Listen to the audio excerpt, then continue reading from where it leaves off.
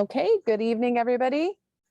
Welcome to the April 14th Garbage and Recycling Advisory Committee. It is actually 2022, not 2021. Sorry, I did not get that slide updated. We have not gone back in time. Just wanted to let everybody know that this meeting is recorded. We will put the full recording on the Washington County Solid Waste and Recycling webpage within 1 week. If you have any questions, we ask that you just raise your hand. And those that have called in, we will unmute and give you an opportunity to speak. Only the committee chair can recognize public attendees. Again, use the raise the hand feature. There's 2 designated times on the agenda to allow the audience an opportunity to speak. First round of oral communications allows approximately 2 minutes, and then the second opportunity for oral communications allows 5 minutes. And with that, I'm going to turn it over to Ken. Thank you. Good evening, all. Thank you and welcome to what turns out to be my last chance to be chair. Let's go around and introduce everybody. I'm Ken Foote, I'm chair, and Eric just talked to us about computer stuff. Ashwin? Hi, Ashwin Nagaraja. I'm a public member. Courtney? Courtney Cito with Marine and Company. Vinod? Vinod Singh, industry, borrowers recycling. Sorry, my puppy's attacking me. It's not the cat, but it's a dog. Hannah? Hi, Hannah Carlson, public member. And let's see. My computer's doing funny things. Well, I know what it's doing. Jordan? Hi, everybody. Jordan Henderson with Marine and Company. Sandra? Hi, I'm Sandra Smith, Washington County resident and public member. Okay, and Sue? Sue Shade, Washington County public member. And Kathy? Hi, I'm Kathy Folsom. I'm with the Solid Waste and Recycling Division staff member. And Tom? Good evening, everybody. Tom Eggleston, Solid Waste and Recycling Division Manager and non-voting member of the advisory committee. And I think that's it. Have I missed anybody? There you go. Other people have cats too.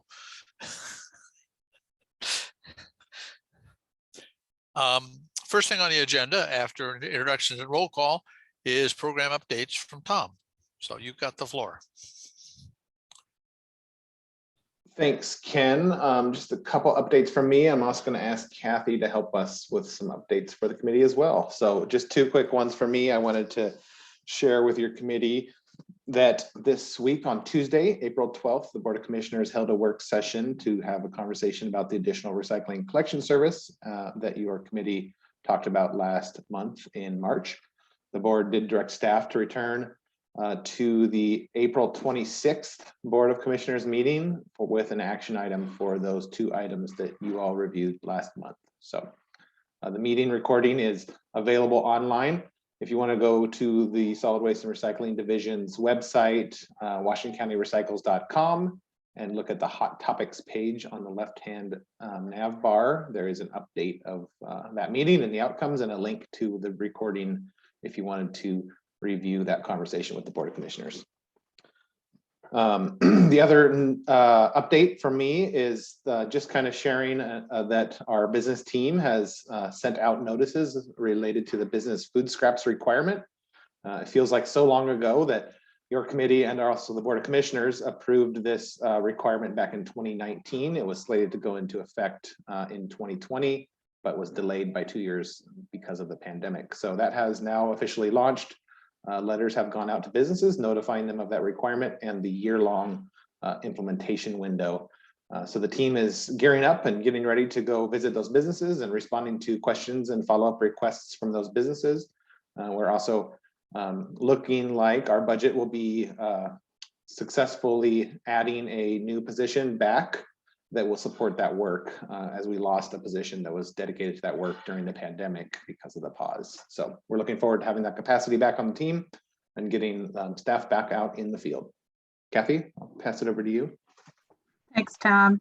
I just thought I'd give a few updates and a couple of reminders and sort of what the next few months would look like.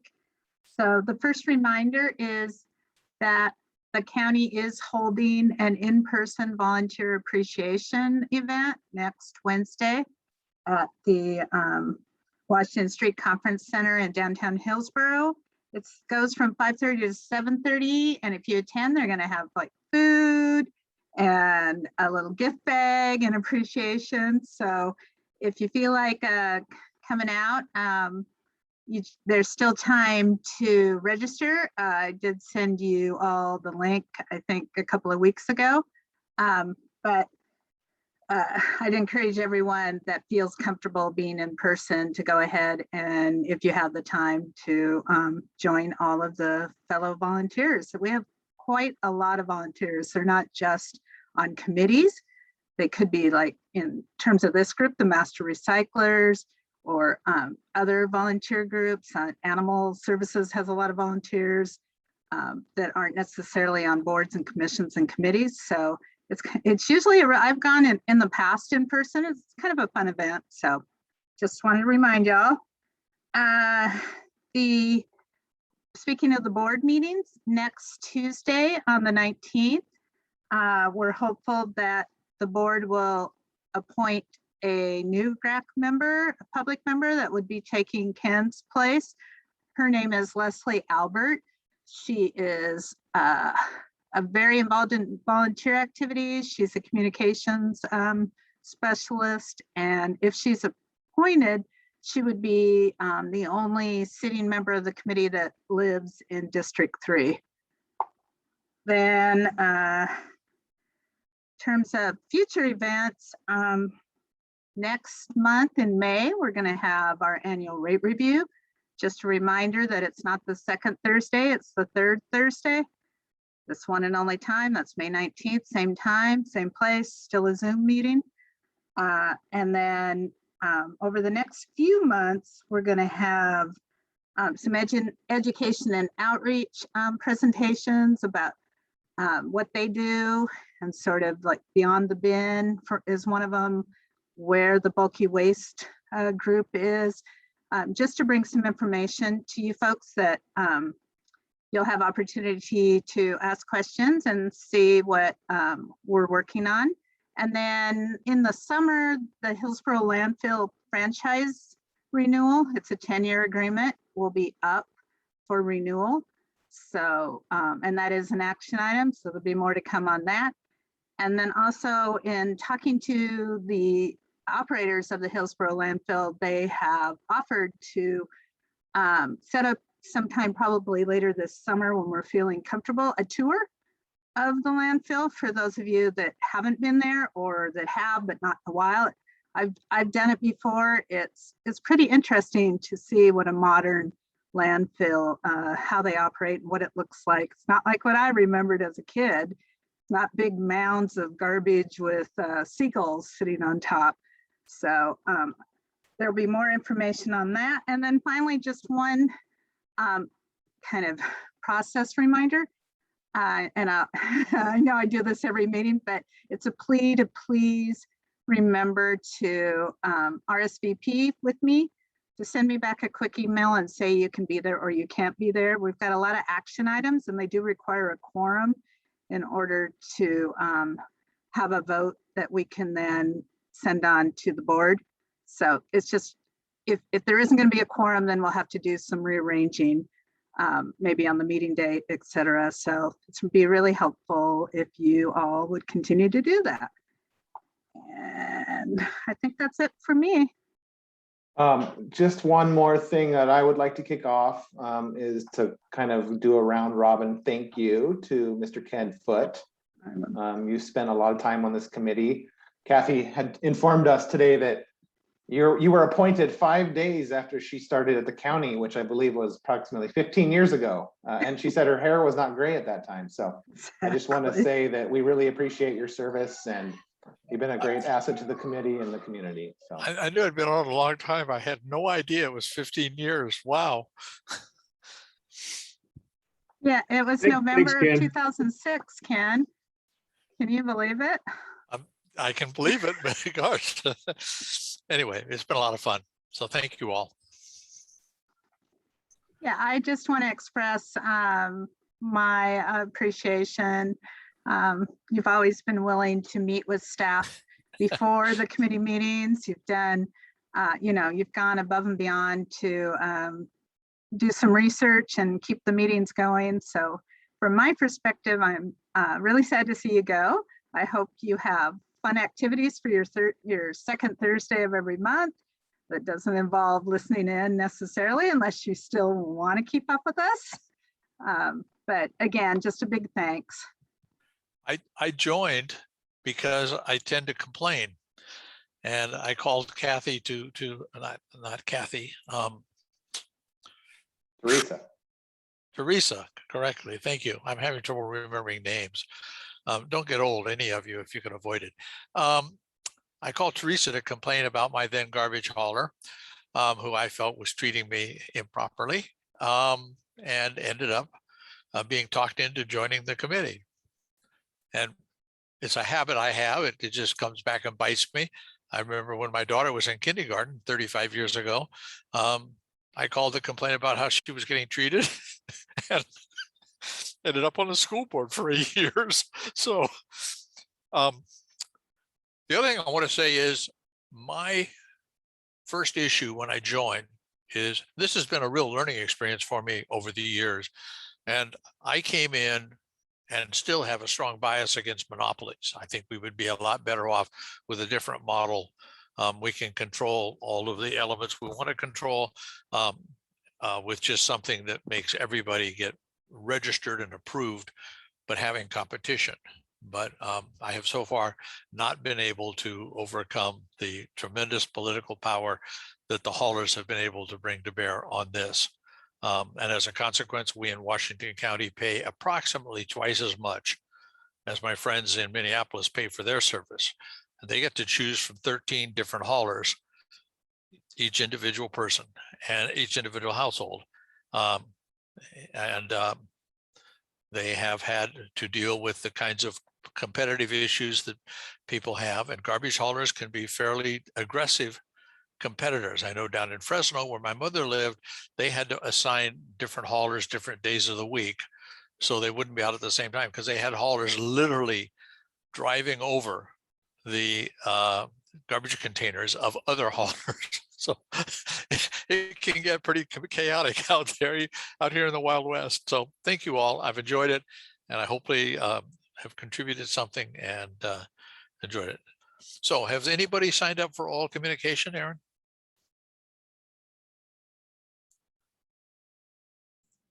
No one signed up in advance. If anybody is interested from the attendee pool, you can raise your hand and we'll unmute you for a couple minutes.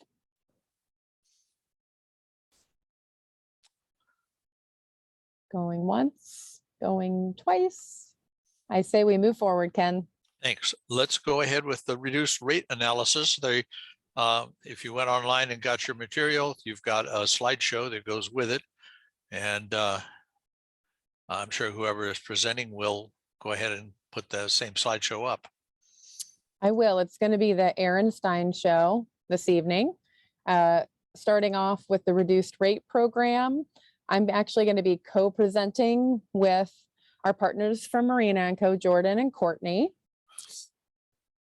So first of all, just thank you. We were here in October to talk to GRAC about the Metro Regional Waste Plan Goal 14.4, which directs us to create a low income rate for residential collection services.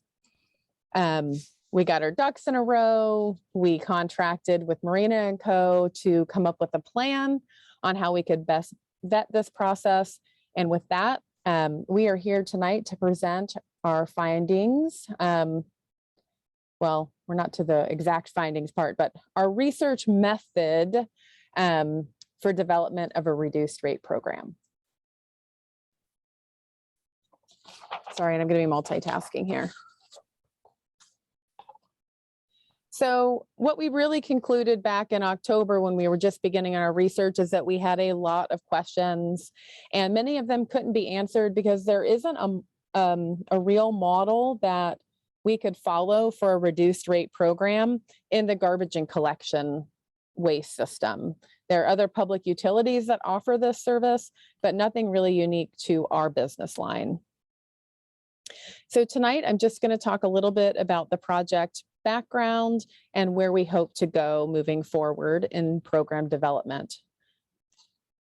We're going to talk a little bit about our objectives, the approach that staff and Marina took, how we really defined our success criteria and key questions that we wanted answered through this research and analysis, what went into building our model, the outcomes of the model, and potential issues and things that we need to further think out to develop our program structure, and next steps and considerations for the future of a successful reduced rate program.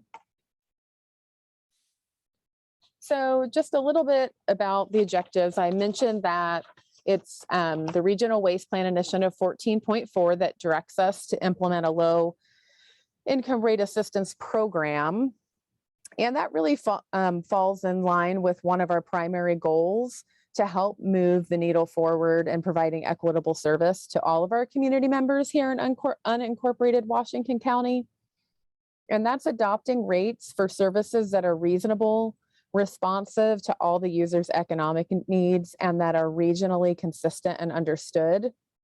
And a second part of that, and looking at our equity lens, is an approach that Solid Waste and Recycling tries to take in all of our programs and services, is how can we reduce financial barriers so everyone has access to our solid waste collection services? And then how can we really target underserved and underrepresented populations so they understand they're part of this system and that they can benefit from solid waste collection services. So the approach that we took to kind of tease out program feasibility, for those of you who may not know, in 2020, we received funding and we stood up an emergency program, and we operated that in conjunction with the haulers and also with community action. And it was great. We had a large sum of money. It applied to everybody in the county, not just to our local jurisdiction. But we definitely had some learning experiences through that process. So we wanted to really regroup and talk to the haulers, talk to community action, talk to those that were impacted by that pilot program, and see how we could better move forward with a permanent program structure. Additionally, we pulled in, we came to GRAC. We had talked to different community partners who either are managing similar programs or who are interested in also launching programs like this. So our first few months was really just a lot of interviews and information gathering. Then our next step was to define our success criteria. So once we'd gone through all the questions, what were we going to pull in and really set as the foundation of developing a successful program? And what research did we need to do to back up our and really confirm our criteria for success? And that led us to developing a model. And that model was needed to validate our assumptions. And there was a lot of analysis and data collection that went into that, the development of the model. And then we got to the fun part, which was actually simulating different scenarios. So we were able to determine the feasibility of the program, calculate financial impacts to the entire collection system, collect the haulers themselves, individual rate payers. So I talked a little bit about our success criteria. And we really funneled these into 3 buckets. And these really came directly from those interviews and our own lived experiences through the pilot program. So some key takeaways is we needed this program to be sustainable and not an emergency program. So we really wanted it to be a permanent part of our collection system. We wanted to optimize administrative cost, make it simple for all those involved, the applicants, the collection companies, to just turn on a rate when someone's eligible for the program. And then also keep the application process very streamlined. Another key area was that the program needs to be equitable. We really wanted to focus on serving the right community members, and that they wouldn't be limited to different, like a set tier of service, that they could have service provided across all service levels. So maybe their household better fits with a 90-gallon can versus the 32-gallon can, and how do we right size their service but still offer them a meaningful break in their monthly cost. And again, just going back to that accessibility and easy to apply for. And then the effectiveness. We wanted to ensure that the assistance was going to reach the right audience and that it was meaningful. And with that, that's just the staff perspective of what we wanted to get out of a program. And then we leaned into Marino to go ahead and build a model. And with that, I'm going to turn it over to Jordan and Courtney. And I will drive, so you can just let me know next slide, or I'll try to anticipate when you're ready. Yeah, thank you, Erin. Again, I'm Jordan with Marine & Company, and just as an intro, I mean, we feel really fortunate to be able to partner with the county on this effort. We talk about trying to help move the needle, and we feel like this is one of those projects that's really significant. It's really important. It helps advance a cause, and so we're really grateful for the county's guidance to be able to move this forward. Before I let Courtney kind of get into the weeds on our modeling, you know, Erin mentioned there's really no good example. There's no, you know, path to follow in terms of this industry and looking at an equity-based rate or a low-income-based rate for solid waste and recycling, which means that we started from scratch, and the process is fairly iterative. So when we talk about some of this modeling, you know, you understand that we identified some of the key assumptions or the key inputs that go into a model. And then we had to start by doing some research to figure out where we start with those key assumptions and those key inputs.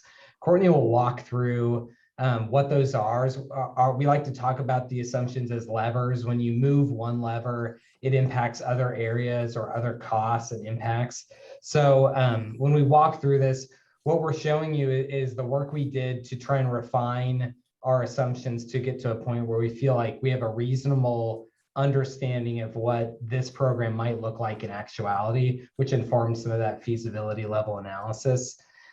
We informed those assumptions through outreach to other programs and other assistance areas. So that's looking at other utility assistance programs, maybe outside of solid waste and recycling.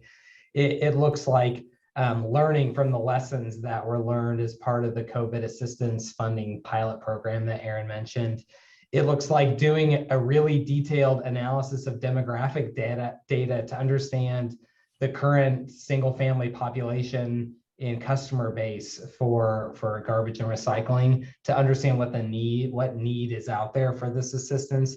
And then it looks like taking all that information and doing some fairly detailed financial analysis to come to a point where we understand impacts under different scenarios. So, so with that, Courtney, I'll turn it over to you, and you can kind of walk through our process and the assumptions that we refined as part of it. Perfect. Thank you, Jordan and Erin. So one of the first questions that we needed to answer was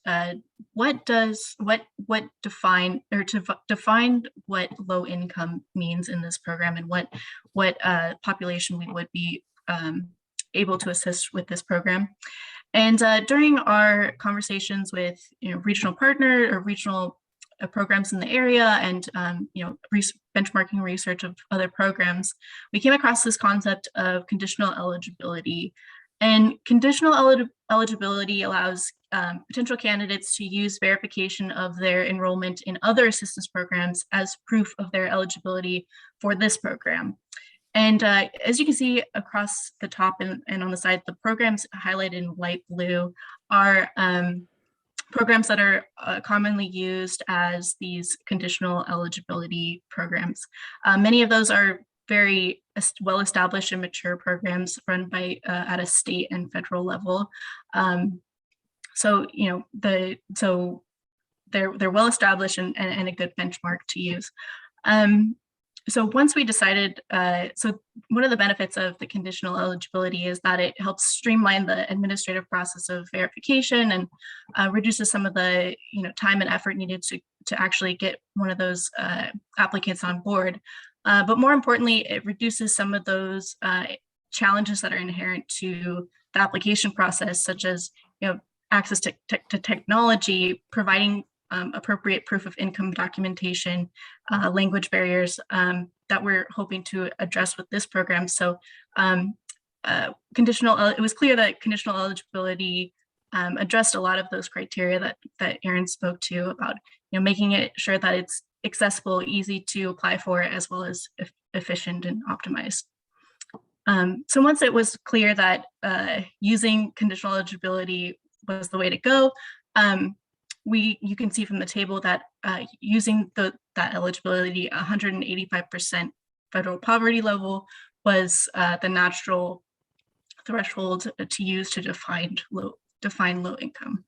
So what is LIHWA, the first one on the left column? That is, oh my gosh, good question. I'm sure the LI is low income, but the heat and energy assistance?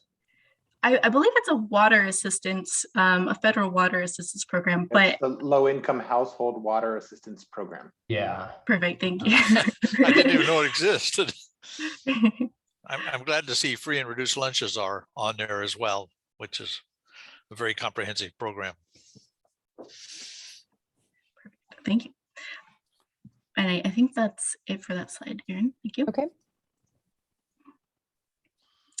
And the next question, or assumption that we were trying to answer, provide to inform was, taking that 185% federal poverty level and translating that to an estimated number of households that were within the Washington County, unincorporated Washington County service area.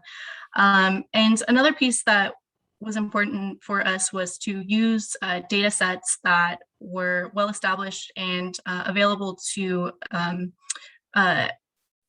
partners outside and regional entities outside of Washington County to allow them to be able to replicate some of this methodology.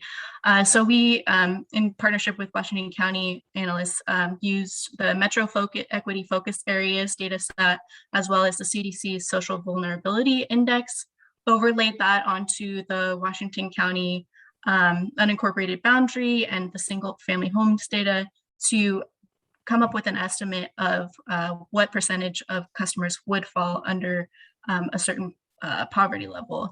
Unfortunately, the data sets were a 200% federal poverty line and 100% federal poverty line. So in order to get to that 185%, we did an estimate as well as use some other federal benchmarking data to come up with an estimated 20% of customers within Washington County would be eligible for this program.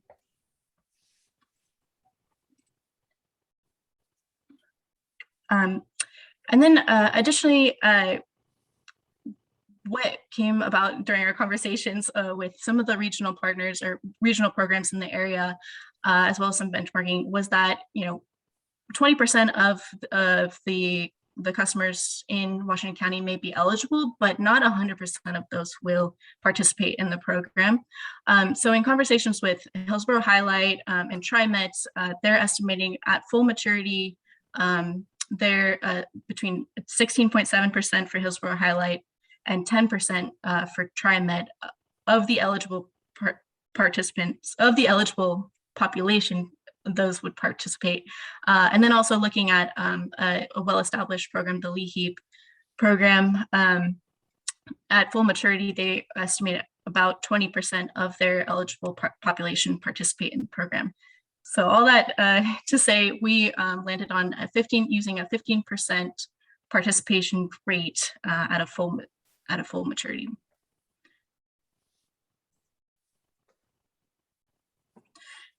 The next question to answer was what level of assistance to provide to program participants. So this was a balancing act between what percentage or what amount of discount would be meaningful to the targeted population, but also fulfilling that criteria that the system has to be financially self-sustained. And so balancing those two levers, as well as looking at some of the other assistance programs, looking at the low end, 50% discount, and at the high end, 90% discount, we kind of met in the middle at 75% discount, which would translate to a $251.82 savings to annual savings to a program participant. And that's based on 2020 numbers, but that's roughly what the savings would be to a program participant.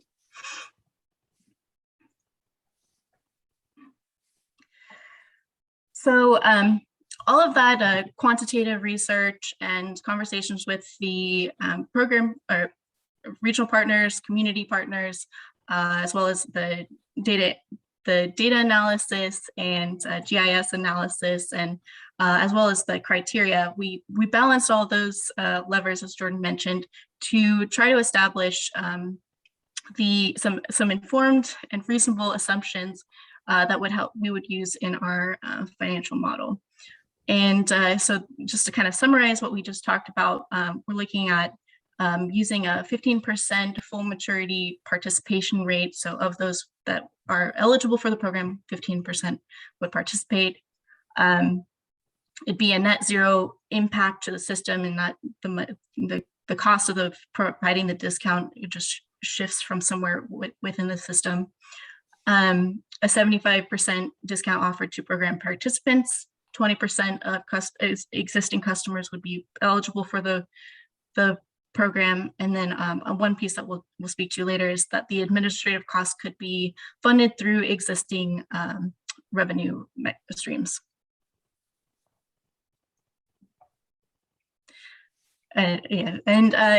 So taking those assumptions, the decision points, and then also our data that we have from working with the rate review data that we have from working with the county, we're able to do a pretty comprehensive analysis that I won't bore you with the details, but the simple output was a calculated financial impact to the system as a whole. Again, it should be a net zero impact to the system, but what amount of funding would have to shift from one population to another to pay for that discount, and what would be the impact to the average ratepayer that was not participating in the program. And all that complex analysis output into a simple simulation of that 20% eligibility at 75% discount. At full maturity, the total system impact would be about a $600,000 impact to the system, and that's the amount of funds that would have to shift from one population to another. And in this case, I'll explain a little bit more.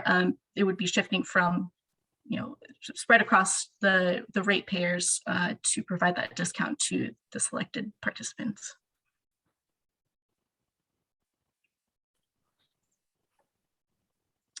And So- what that would, Okay, go ahead. No, go ahead. You're answering it right now.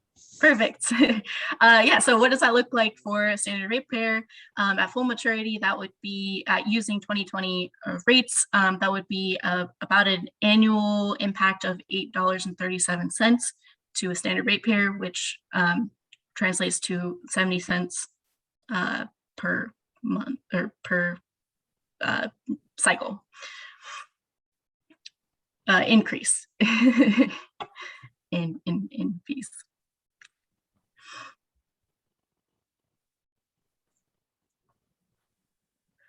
And just to summarize, so as we mentioned, that the program needs to be self-sustained or financially self-sustained, and so all the funds would have to come from within the system. We're not funded by a grant or funded by general fund dollars in any way, and it's definitely not an impact to the hauler. So the system would just the cost of providing the discount to the program participants would be accounted for within the standard rate review process. And then also, so the hauler pays the county for the franchise fees, and then some amount of administrative fees would go to the community partner for administering the program. And that's another piece that I forgot to mention. So in conversations with how to actually administer this program, we spoke with Community Action as an example. They do the verification and processing of applications for a lot of those other assistance programs. So adding in an additional assistance program for this solid waste assistance would be sort of a minimal impact for a minimal fee to administer this. So what that would look like, Aaron, if you can go to the next slide, sorry. The program candidate or potential candidate would submit an application to the community partner, who will be charging a fee which can be addressed with existing revenue streams. But so they would administer the application, provide the eligibility screening through the conditional eligibility or other means, and then they would make the decision of who was eligible for the program, notify the program candidate of their acceptance, notify the hauler, who would then implement that discounted rate, as well as notify the county of who was eligible. And we've talked about incorporating some level of program reporting to ensure that the haulers are to track the success of the program and the status of the program, to then inform, again, those to collect the data to be able to inform the model for future years to actually be able to right size the program. Because as we said, this is the first year, so a lot of these estimates or calculations are estimates and based on what data we have available. And so in future years, the county will have real data to be able to effectively inform those rates. And with that, I will turn that over to Aaron to speak about future considerations. I have a couple of questions. Me too. Okay. How homogeneous is the population in a county? I can envision a situation in which one hauler has a predominantly low-income neighborhoods, and most of the people in those neighborhoods are availing themselves of the program, and other haulers are dealing with places that don't have any poverty pockets and are getting full. And so one hauler is getting 100% or 98% full benefit, full revenue from his customers, and another one is taking a substantial hit because he just happens, by the luck of the draw, to have a bunch of people in this, and so he's suddenly getting 75% reduced revenue from a significant part of his population. Is our county homogeneous enough to not have that be an impact? Sure, I can take that question. We did actually look at that, Ken. Great question. We did, in collaboration with Washington County analysts, we were able to overlay the hauler boundaries and look at the estimated number of participants in each of the regions. Of course, it is an estimate, and so the actual adoption and participation within those regions could vary. But it was proportionate to the number of customers within each of the haulers. So it is shared, spread quite well actually across the haulers. Because I remember Just from being add, on this, Ken, oh, I was gonna say, we had that same question and we spent a lot of time researching the answer, and we were surprised at the outcome, and it was marginally, there was 0.01%, I think, of difference in impact between the different providers. well, that's good to know, because I know that from the free and reduced lunch program in the school district, we had schools where virtually all of the kids were getting free and reduced lunch and breakfast and what have you, and other schools where nobody got it. That immediately leaped out at me. Thank you, Tom and Courtney. Great question. So the other question, who else? Was that Sue? They had Yes, and I have two they're just clarifying questions. On a couple of slides back when you're talking about the rate impact to, yes, this slide. Now, is that an annual number when we're at full maturity? Is that $8.37? Is that annually or monthly that the other ratepayers are? the upper adding? number. The upper number is It's- annual. The lower number is monthly. Yes. Oh, So $8.37 annually and 70 cents on the billing cycle, so per month. And then I don't know if we really discussed the ramp up either. We're kind of projecting the participation rate.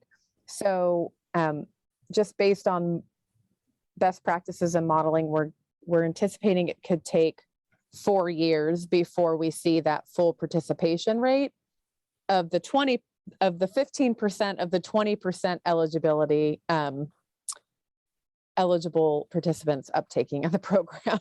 So you take your 20%, and then if 15% of those decide to proceed with the program, that's where we land. So these Okay. are those assumptions that we're, a little uncertain of. What will the program uptake be in year one? It could be higher, it could be less. At full maturity, Sue, we have 66,000 residential customers in our system. At full maturity, the estimate is 2,000 would participate. It should work out to about 3%. So that's about right. yeah. Okay, and then my other clarifying question, and I'm sure you answered this, I'm just catching up. Would this program only be available to single family residences rather than multi-unit housing complexes? So if the homeowner is responsible for their own garbage collection, they pay their own bill, they could apply for this program. If they are falling under that multifamily with a commercial business line, we don't have a way. So this is really designed for residential, but it doesn't have to be just a single family home. It could be a duplex, a triplex, a quad. Sure. Yeah. Okay, thank you. I had kind of a long question along those lines. So in the case if it's a renter and the owner pays for the utilities, how does that play into that? Can they apply for it and guarantee a reduction to the person living there, or was that thought about? So we have I'm going the wrong direction. Sorry. So we have our list of things we still need to hash out, but really I think the intention is it's income tied. So the questions that we'll be asking are going to be tied to the individual who would necessarily be paying the bill. And I don't know that landlord would be a barrier to the application process. Another important thing in our system, Vinod, I know in some jurisdictions like Portland and Gresham, for example, landlords have to be the account holder. That's not the case in unincorporated Washington County, and our experience is that many renters are paying their utility bills directly with the haulers. So the renter would have to be the customer. The landlord would not be eligible likely unless they were in the same income bracket, but it would be the the renter that is paying a direct bill that would be the eligible participant. But we allow our haulers to bill the landlord if the renter skips out. The landlord is ultimately responsible for any balance that is left unpaid on a property. Yes. So if the account is sent to collections, the individual, I think, is actually pursued in a collections setting, but if that goes unsettled, the owner of the property is ultimate responsible party for any past due balances. And Kathy, maybe, did I say that correctly from your recollection? Sorry, called you out. From it's always one of those that's hard to remember exactly, but the idea being that the new tenant is not responsible for the old tenant's unpaid bill. Therefore, the owner, the property manager, et cetera, has to, they can pursue collections, but they have to bring the bill up to date in order to not go to collections. And then the new tenant would just start anew. So that's how I remember our code working. Yeah, that's approximately how I remember it too. And in the case I was approached on, the tenant, in addition to moving, had gone bankrupt, and there was just no pocket there at all. And so the landlord had to pay the bill, in addition to taking a huge hit on back rent. It just didn't seem like a well thought out system at the time. And it's just it's such a small occurrence. It's not something that is out there in the mainstream. And so I just wanted to, I think I appreciate his asking the question. And I don't think other utilities do that. It's just the garbage, at least some unincorporated, right? In regards to? That they go after the owners. I know like power, I think electric, I think PG would do the same thing. They would turn on, they would resume power with a new customer. I've actually been a renter. They would, but they wouldn't go after the owner. They would go after the person whose name was in the, Yeah, I'm not sure, to be honest. Yeah. I never understood why the haulers don't do the same thing. They go after the landlord or the owner of the property. But.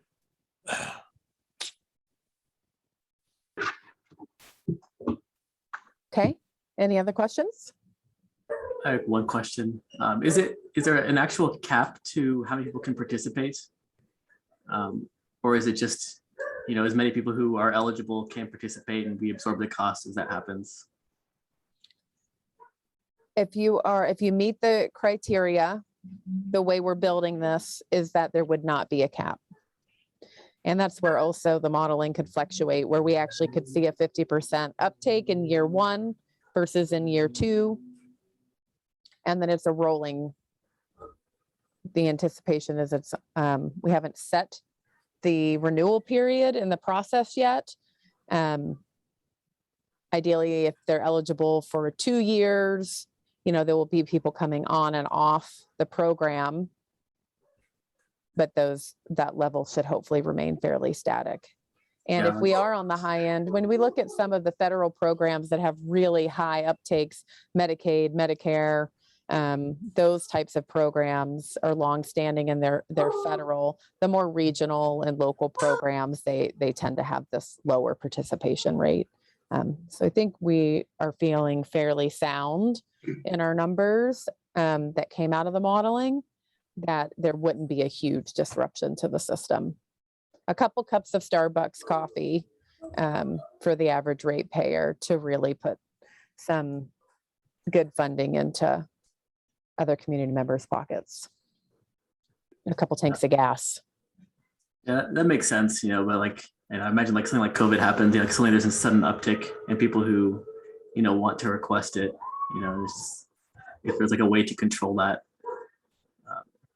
Yeah, it's a good question, Ashman. It was fascinating. We learned a lot during the CARES Act program, which Aaron mentioned, and we evaluated that there was about $450,000 in arrears out in the community through working with the haulers. So trying to understand how much back pay, how much past due balance there was racking up.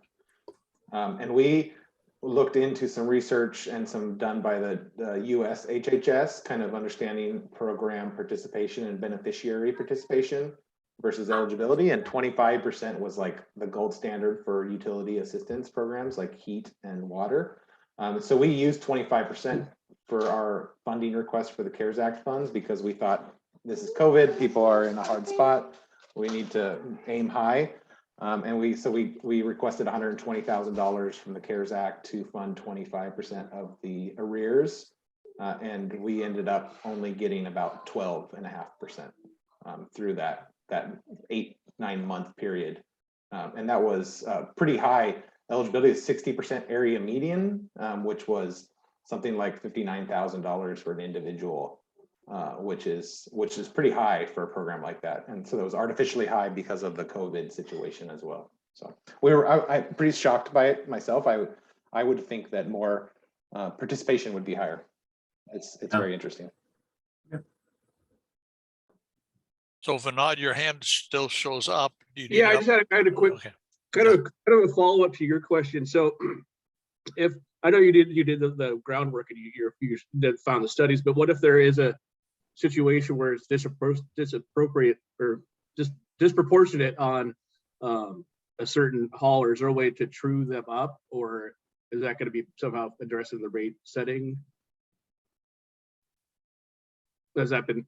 I mean, you looked into it, but I'm just curious. Yeah, Aaron, I can take a stab at it. So, you know, it's interesting. This question I think is a good one, Vinod, and we looked at it pretty hard, and we feel pretty confident that we're not going to see that. We also need to recognize that service areas aren't homogeneous in general. So some service providers would benefit more from a residential rate increase versus like a commercial rate increase based on their customer base. So we had some ideas, and Courtney did some really fascinating concepts for kind of a make whole model idea, and the gymnastics of money moving around was really too challenging to be feasible. I think it was like a fund and a reimbursement process and a program, and I think the auditability of it and the amount of administrative work for it made it unfeasible to really put into play.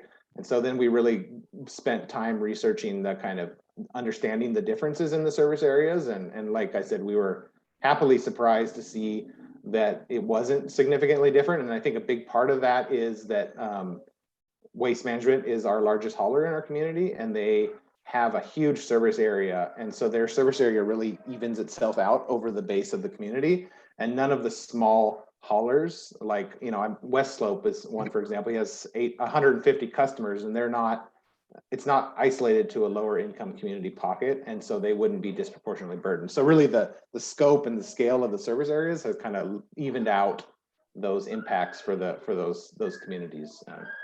And I'm sure the haulers asked a lot of the same questions we're asking. So.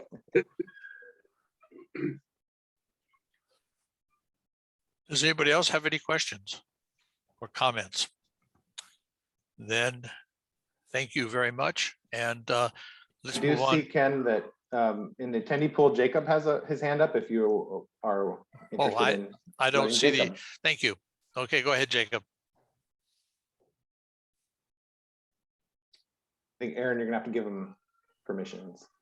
I can't see him since I'm presenting to pull him in, unfortunately. Can I make you a co-host and you can do it? Can you just close the presentation maybe? I can.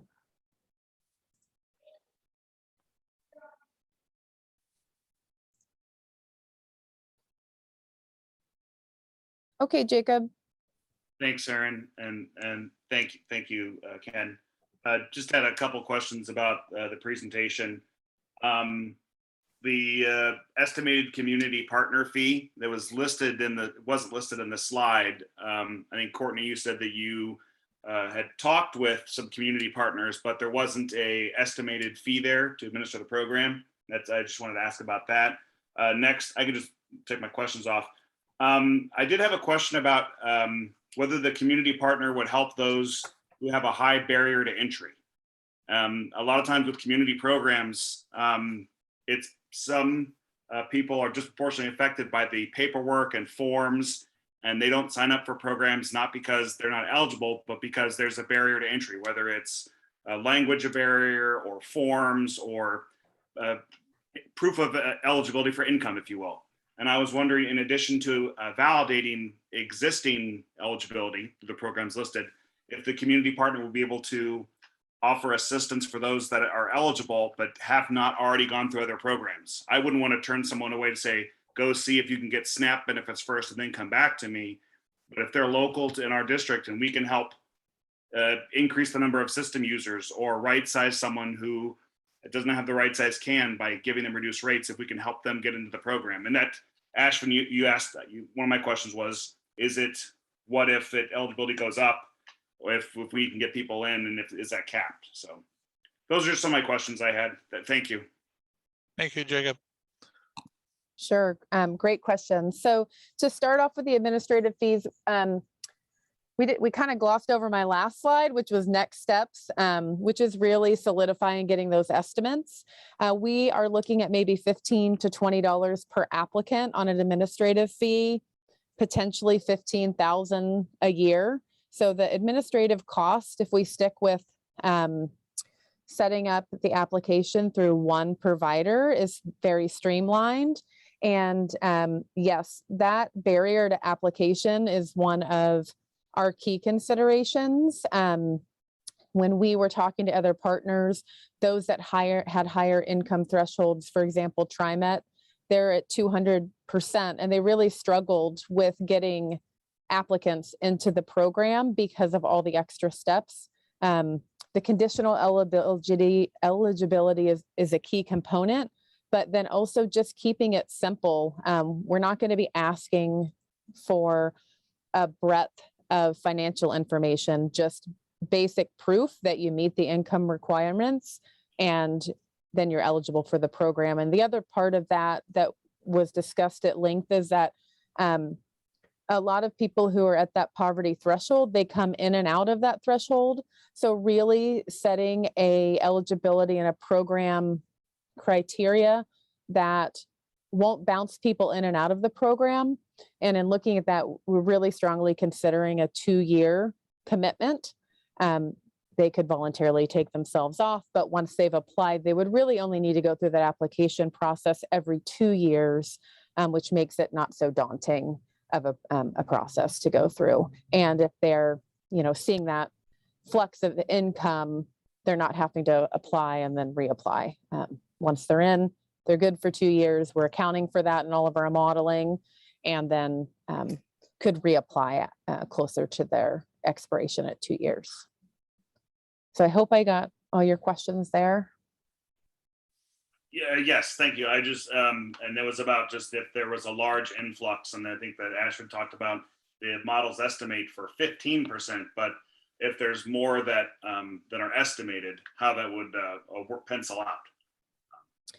Yeah, I'm going to do a rate review 101 primer next. That's my next presentation. That talks a little bit more about how the rates are structured. And then I think building this program into our rate model, we're looking at real data on an annual basis and truing up rates. So we have flexibility in the system to account for additional participants and kind of those peaks and valleys that could come with economic downturns or uprising in the system.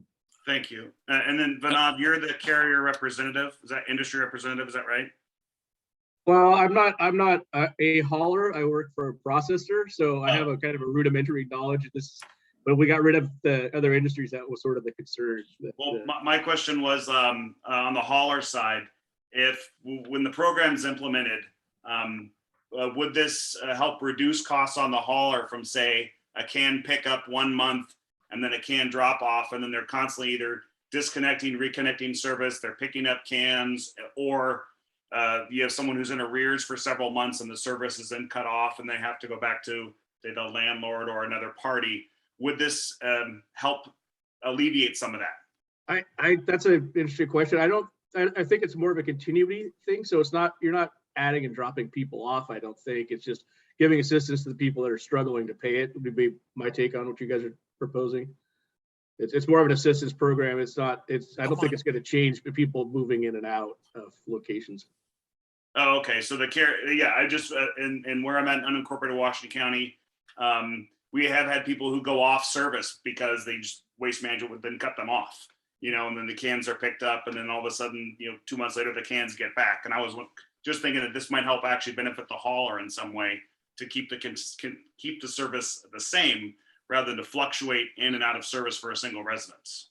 Yeah, I think there's a potential there. I don't know how widespread it would be, but if it it is an inconvenience to go pick up carts and then bring them back and try to recover them or wash them and all that. So there's potential there. Yeah, and also to right size your service. Maybe you've been taking a smaller can and then you're paying extra fees, which could equal a lot more than if you just upgraded your can.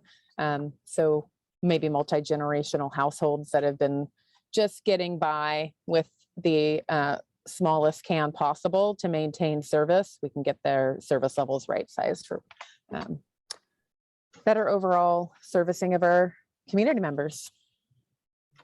Thanks. I want to stress that all the numbers we've been presented with are best guesses. And after we've had it for a couple of years, we'll start to have real data and we can see how much impact we're having both on each individual hauler and then system wide.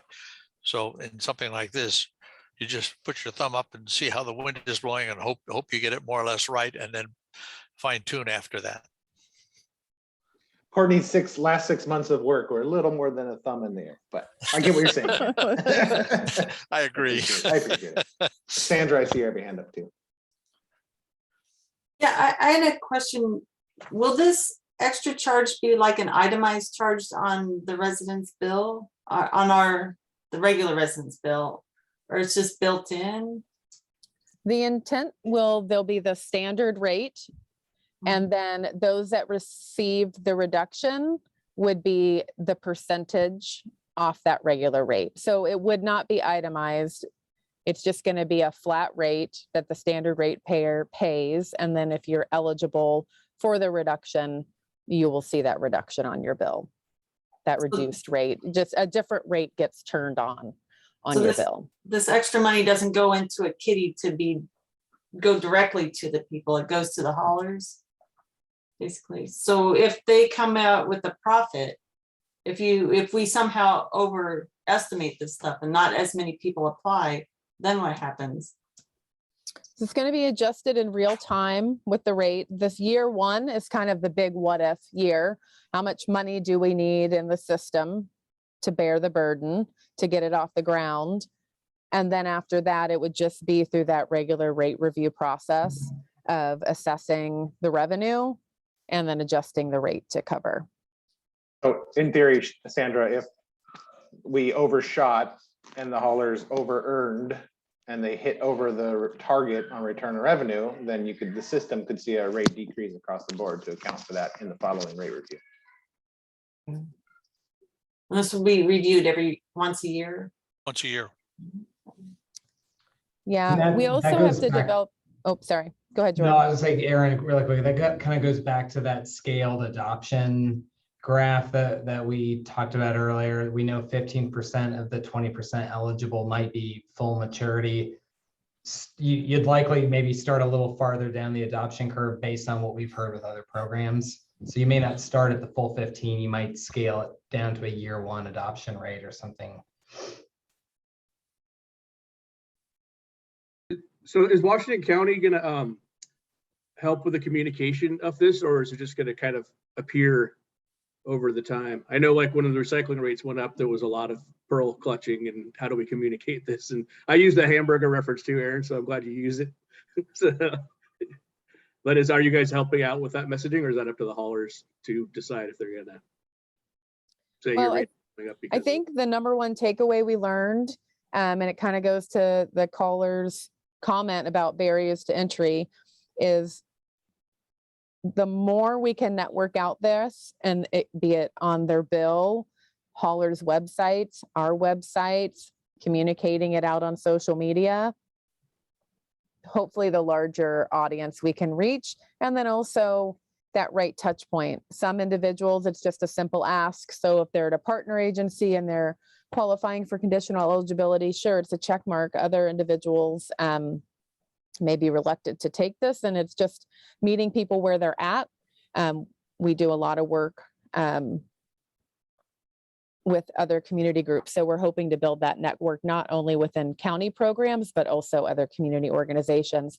When we're talking about our community partner, that's really the administrative piece, the actual filing of the application, approval of the application, and then the communication to the haulers would be through one central point of contact. But we envision when we get this fully loaded, that we would be working with a variety of community partners that, oh, you're sitting down to apply for SNAP. Can we just go ahead and submit this application? It takes 2 to 3 minutes and be done. And then they've started along the path to getting some relief from us. Yeah, that's great. That makes a lot of sense to you.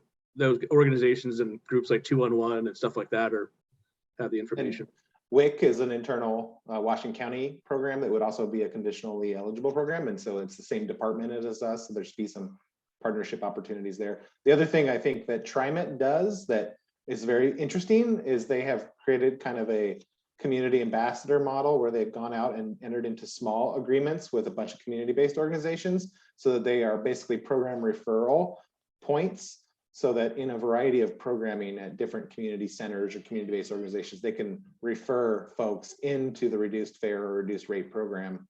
And that kind of is a pathway towards kind of a hot lead or handoff program. And I'm not sure how TriMet has structured their agreements, but it's almost like there's some, even like payment incentive, like if you refer, $5 per referral that signs up for those referral agencies. So it's another way to kind of boost participation if you're trying to get more word out. Do we have access to the haulers' past dues? In other words, if the hauler, and my assumption would be that only a very small percentage of your past due people are people who are attempting to stick it to the hauler. The rest of them are just short of money. And so it would seem like if we had a way to essentially say, you're 2 months behind, have you considered applying for this? And that'll weed out the people who give us access to people who are having trouble paying their bill. And we can then monitor whether we're getting people cheating. Yeah, I don't think that we would directly take that role, but can definitely support the haulers with messaging, form letters, things like that to reach out to those that might be in arrears.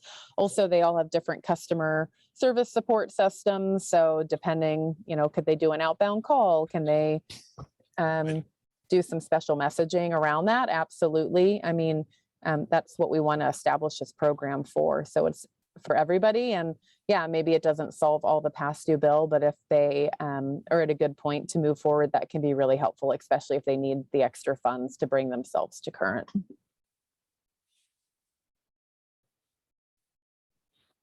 Any other questions or comments? Okay, Aaron, you want to tackle the next one? Sure. Well, first of all, I just wanted to thank Jordan and Courtney so much for getting us this far. More to come as we work on what the actual program would look like. So we'll be coming back to you all and also preparing some things to take to the board in the upcoming months. So yeah, there's been a lot of work that's gone into this and I really appreciate their support, but I'll let them drop off so they can enjoy the rest of I can't tell if it's sunny or haily out right now. It's doing both here. So enjoy the rest of your evening and thanks for all your hard work. Just also add that our next meeting on May 19th is our rate review meeting, and we're still in the middle of kind of the findings of that process, but we're considering whether there's a window of opportunity to introduce a program like this during this year's rate review. So we'll learn more. We'll come back with you all in the next month on that too. Yeah, thanks, Tom. Thanks, everybody. Appreciate Thank you, everyone. Okay, so are we ready for rate review primer? Am I on next? All about rates. It is. Actually, I'm running out of voice, so we'll see if I make it through here. All right, I'm going to share my screen again. If you'll just jump in with questions, I can't see when I'm in screen share mode everybody's face or hand.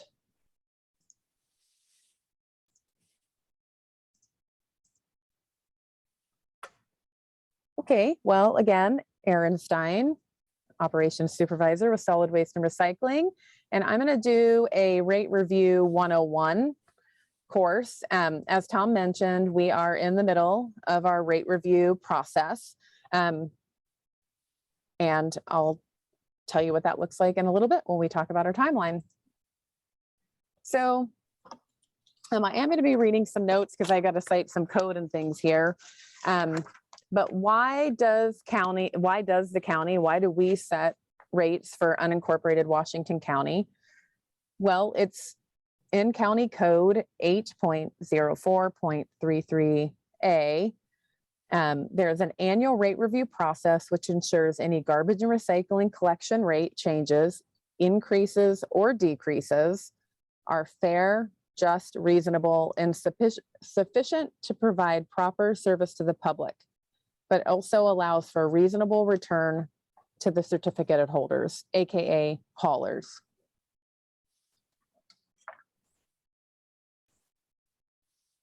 Washington County has a certificate program, and we have 9 certificate holders. I think in the 60s we started out, I've heard tales 50. I don't know. It was a large number, but we're down to 9 certificate holders, and they're tied to specific geographic areas. The garbage and collection companies do have exclusive rights to those specific geographical areas. This franchising system was created for several reasons. It reduces the number of trucks on our roadways. I heard Ken talking about haulers running over each other's garbage cans. With defined areas, you negate that situation. It ensures that all community members have fair and equitable access to garbage and recycling collection services, because we've covered the whole geographical territory of unincorporated Washington County. And it ensures that we are delivering services throughout the entire service area. Because the system displaces competition in the market, the county is responsible for setting the service rates, and we do that through a detailed annual rate review process. The annual rate review practice ensures community members are charged the fair, just, and reasonable rates for garbage and recycling collection services. So those 3 key stakeholders are Washington County, the community members, and then the certificated haulers. So each year we conduct our annual rate review. We create our detailed cost reports and distribute those in early January. And detailed cost reports include financial and programmatic information. And I'm going to go into those details a little bit more in the next few slides. It's a wealth of information that the haulers report to the county.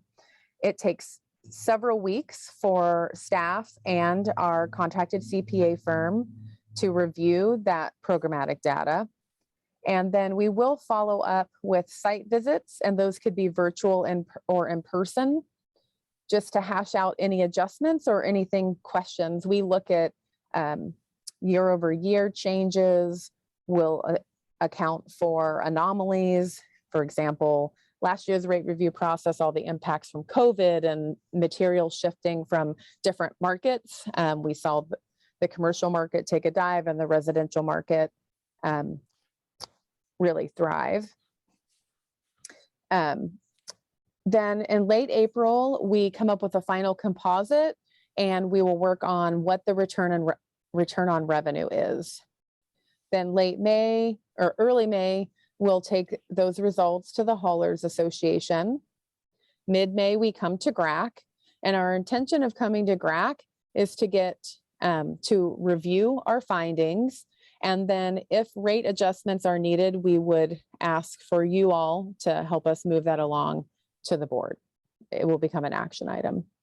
And then in June, we will go to the commissioners, and we go twice. We go in a work session to present our findings, and then we come back for any final rate approvals.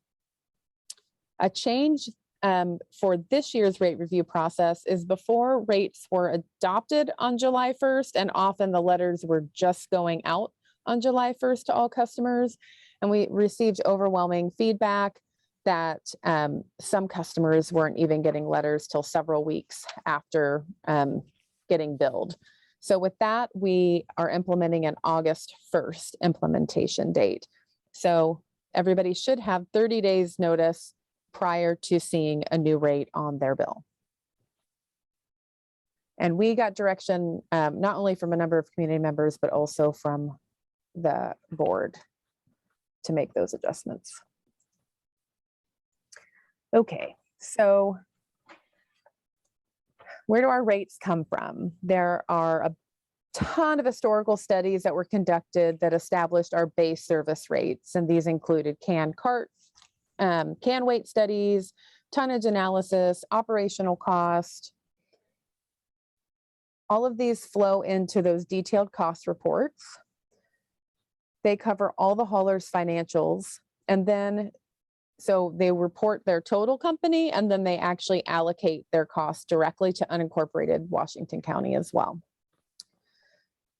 Staff and our CPA will review all the data, we analyze it, we'll aggregate all the certificate holders' information, and then we'll correct any anomalies in the data, and then conduct site visits.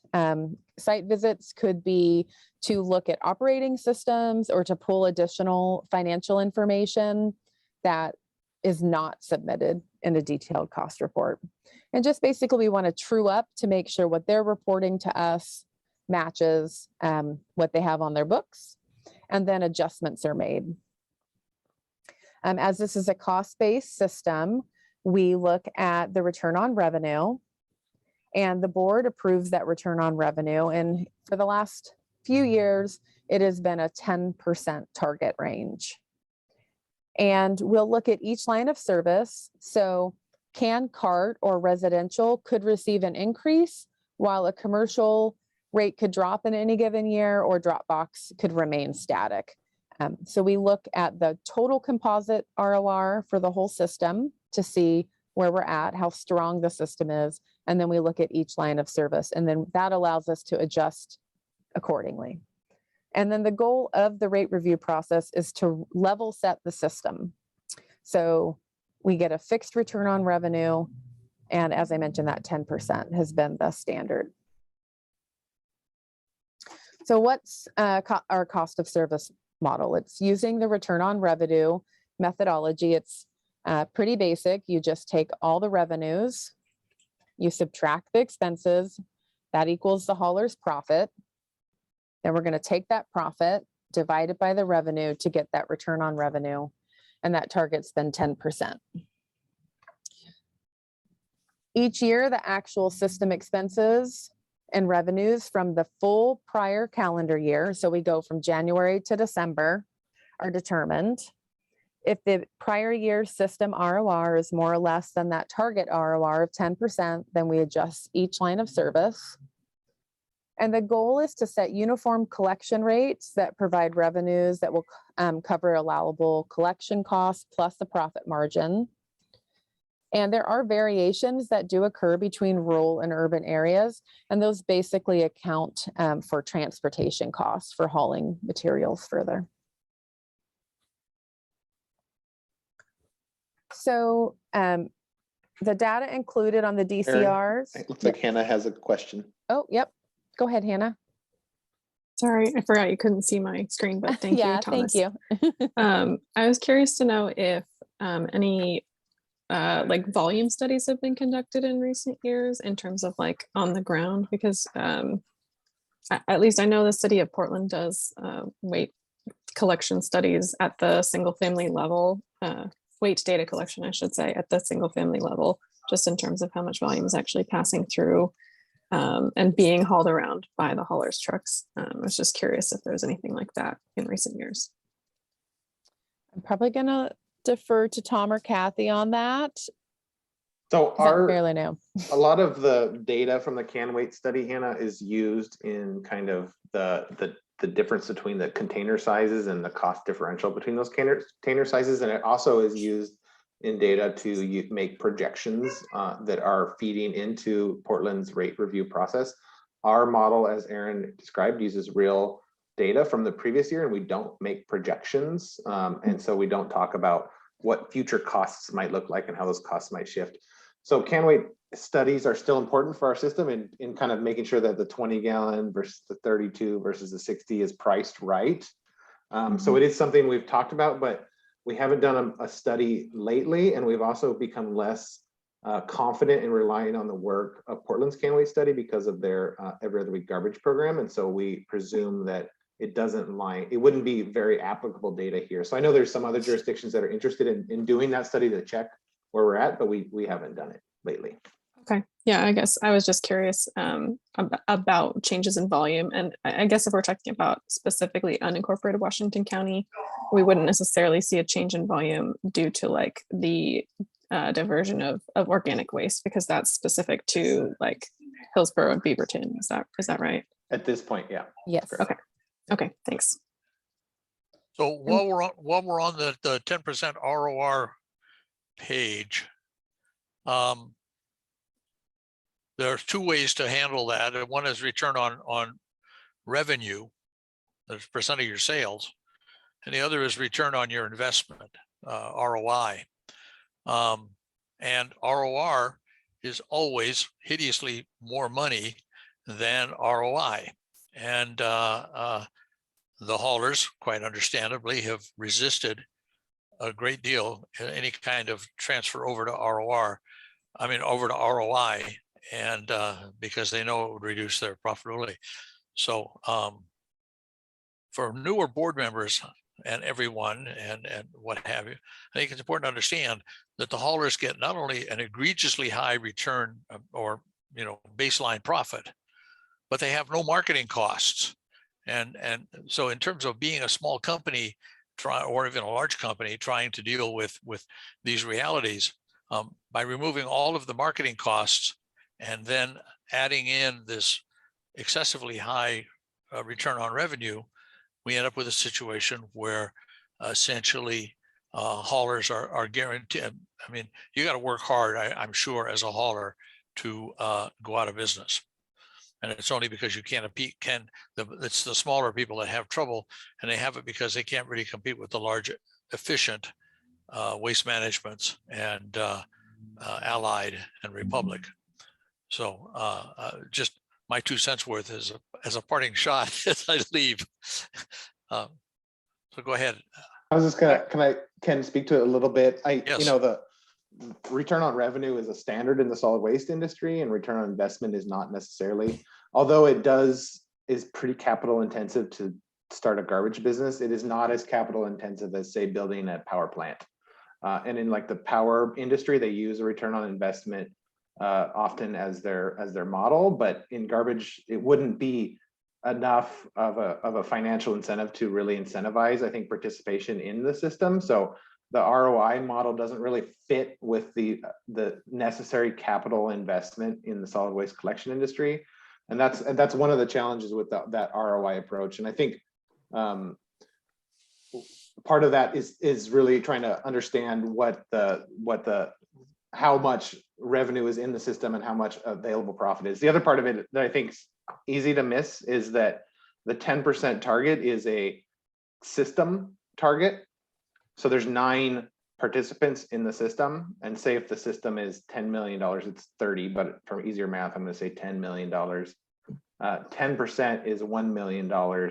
And the 9 participants in the system are essentially vying for that $1 million worth of available revenue in the system. So we're not guaranteeing 10%, or we're not setting a 10% target for each individual participant. We're setting it up for the system so that those players in the system can work towards more efficient services or other ways to run their businesses so that they can achieve a higher piece of that overarching pot of funds essentially that sits in the system that's available for them. Thank you, Tom. I think you're absolutely right. And I will admit that ROI has the additional problem. If we had ROI out there, every hauler would have all new trucks. I mean, that because you want to invest to get your return. And so having worked with ROI companies, there are ways to game the system there too. Go ahead. I'm just. Yeah, I was just going to join to say what Tom said. I didn't want to contradict you on your final party, but yeah, I mean, there's a lot of expenses, and those garbage trucks are insanely expensive. Yeah, they are. If you're going to, the food waste, you're going to add something in the program items or more efficient trucks and things. There's still a lot of cost in there. And Jacob, I see your hand up, but if I would please ask if you wait till the end of the presentation and hold those questions till then, is that, it's up to you, Ken, ultimately. 'Cause you're the Oh, chair, that's but, fine. Yeah, I just wait till the end. Okay, I'm going to carry on. Tom, thanks for those clarifications. So data included in the detailed cost report. As I mentioned, we look at programmatic and financial information. So programmatic, how many people receive recycling services? How many multifamily units were serviced? Financials that we're looking at, everyone's labor cost, their capital investments, as we were just talking about, all the things that roll into their expenses.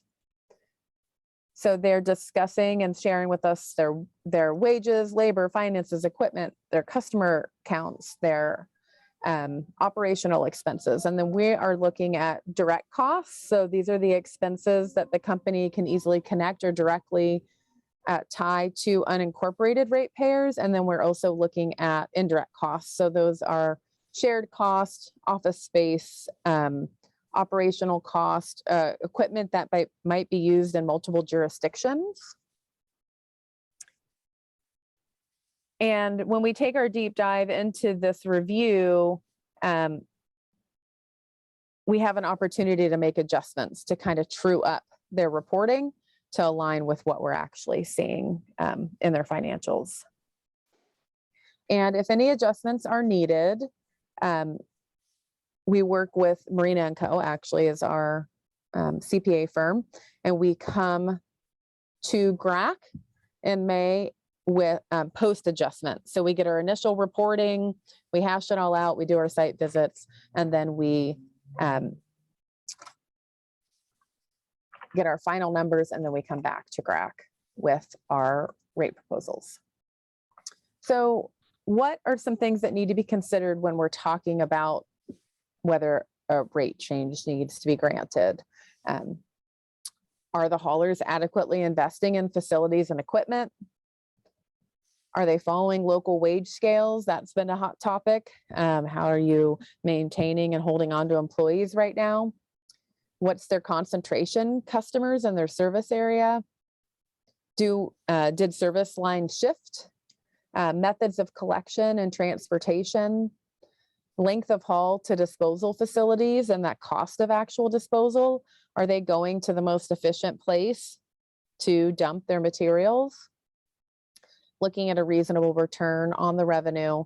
And then also the system impacts. COVID had a huge impact on the rate review cycle. Last year, we were here discussing Metro tip fees that were undergoing an unprecedented rate hike. So lots of things flow into our staff's considerations each year in the rate review process. So what do rates do? They provide revenue. The haulers remit 3% of their gross quarterly receipts to county, and this funds programs and services.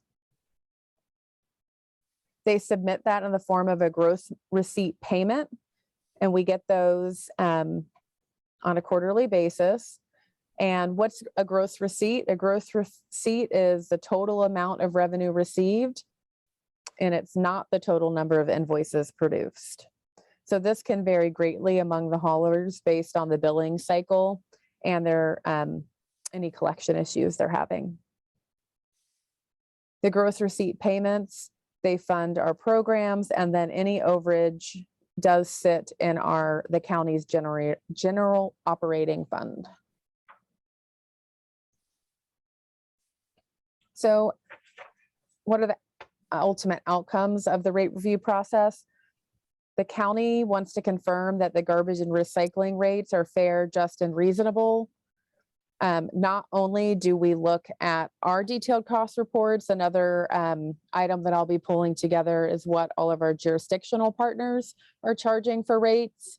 As you'll see, we tend to trend on the low end of rates for the region by a couple of dollars. We want to ensure that community members are confident that their garbage and recycling collection service rates are fair, reasonable, and that everyone has equal access. And that for the haulers, that they earn a profit that's adequate to keep providing these essential services. So I'm going to talk a little bit about the different types of collection service rates. We have the residential, which is actually comes out on the detailed cost report as can cart service. We have commercial, which is the larger containerized waste, the 1 yard or larger. And then we have drop box service. So typically a 10-yard drop box and larger. And those can also be tied to a compactor, could be an occasional, or they could be a fixed on-site at a commercial business. And then we also have medical waste. So your residential can cart service is and can be a standard weekly service or on a will call basis. In the urban areas, it includes recycling and yard debris, and the rural areas just recycling. The standard will call service is available a la carte. So you pay a base fee, and it does include recycling and yard debris. And then you pay per pickup for the actual disposal of those materials. And then all services are to be billed at a monthly rate. However, most haulers produce invoices every 2 months. And why is recycling part of a bundled rate? Oregon state law, ORS 459A.070 requires that community members and businesses do not pay more for the opportunity to recycle. So to comply with Oregon state law and ensure every community member has the opportunity to recycle, the county has opted to bundle recycling and yard debris service within the garbage collection system. So what's in the rate? There's a lot that goes in the rate, and I know this might be kind of hard to see, but here's your average 32-gallon urban can cart rate. That rate is $27.98 a month. And so when we break it down into the key rate components, the most expensive piece of this is salaries and benefits. That makes up 34% of the rate. And then it's followed closely by the actual disposal cost, coming at $8.34. Then we have general and administrative costs at 12%. So that makes up about $3.25 of the rate. Vehicle equipment and yard cost, 11%, so $3.05. The hauler profit, 10%, is about $2.80. We have the county certificate fees of 3%, which is about 79 cents. And then fuel actually makes up a relatively low percentage, which was counterintuitive to my thinking since you have so many trucks on the road, but it's only about 1% of the cost. So about 35 cents of the average can cart rate. Our current base rate does include a $2 recycling surcharge. So the base rate's $25.98, but as presented here, we've rolled in the $2 recycling surcharge because at this point we are still paying for recyclables to be disposed of. And these rates are using our 2020 DCR data, not 2021, because we haven't finalized it yet. So we'll take a look. Commercial rates. These could be container or can cart, depending on the size of the business. And these fees are based on the number of stops So you could have service multiple times a week, and then you're charged on a monthly basis. As I mentioned, a lot of haulers do bill out on a bi-monthly basis. Food scraps collection is available to urban customers. And just a couple weeks ago, that actually became part of the service bundle. So commercial customers in the urban areas aren't paying extra for the food scrap collection. It's just part of that bundled service rate. I failed to update my slide because I was going to present this last month. So sorry about that. Next up are drop boxes, occasional containers, and our compactor service. So this billing actually has several components to it. There are multiple fees that roll into this type of service. So you have the fee for delivery and pickup. You'll have your actual mileage. There's a profit margin. There's rental that's charged on a daily basis, setup fees. The actual disposal cost are a pass-through fee. So wherever those materials were taken for disposal, that fee is passed on to the customer. The only rates the haulers are allowed to charge are the approved rates associated with the actual delivery of services to that site. And then you can do glass and mixed recycling on these service lines for additional fees. So we have medical waste, and the rates are determined based on the number and size of containers picked up. Most haulers have this service subcontracted out to a specialty collection service. And all medical waste has to be managed in specially approved containers. So where do you find our established rates? Go to our website, and full disclosure, a revamp is coming.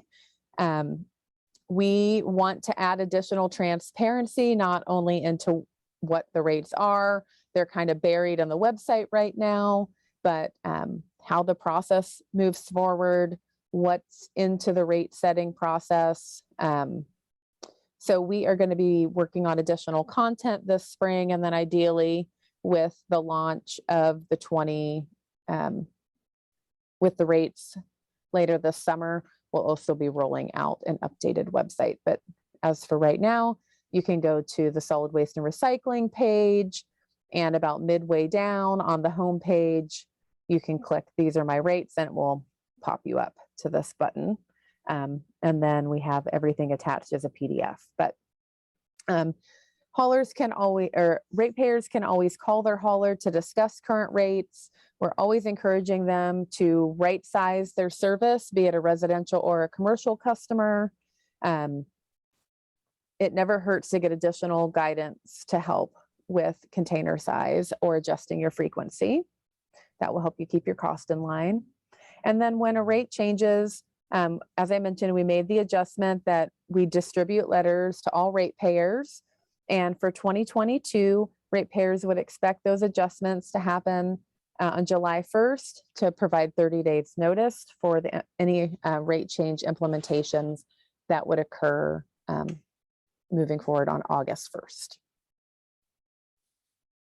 So with that, I'll open it up to any additional questions. I will say that I'll be coming back to you next month with findings from the rate review process.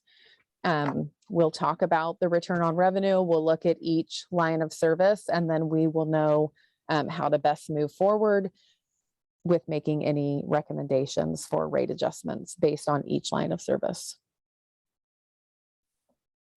Just to clarify, you said you weren't going to factor in the reduced rate into the rate setting this year? Well, we will see how the two processes coincide with each other.